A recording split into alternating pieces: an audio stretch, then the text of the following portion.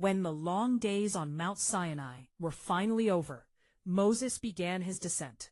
For 40 days and 40 nights, he had been in the presence of the Lord, listening, learning, and receiving once again the words of the covenant. In his hands, he carried the 2 new stone tablets, freshly inscribed, a sign that God had forgiven Israel and renewed his promise to be with them. But Moses did not know something extraordinary. His face was shining.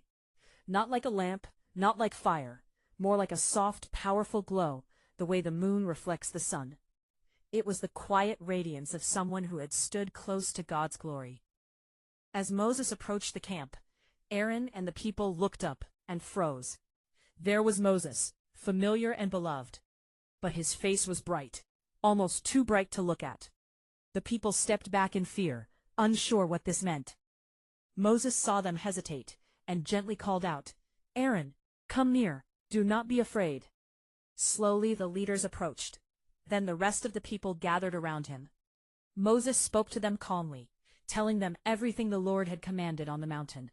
And as he spoke, the people realized, this shining was not danger. It was a sign of God's nearness, a reminder that Moses had truly been with him. When Moses finished speaking, he did something wise and humble. He placed a veil over his face, not to hide the glory, but to help the people feel at peace. The glow was holy, but overwhelming. So Moses covered his face whenever he was among them.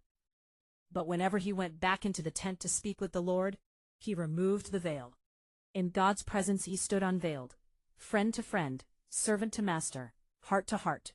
And when he came out again to speak God's words to the people, the radiance returned, and the cycle continued. Glory, veil, presence, radiance. And so the Israelites learned something beautiful. Being close to God changes a person. Sometimes in ways you can see,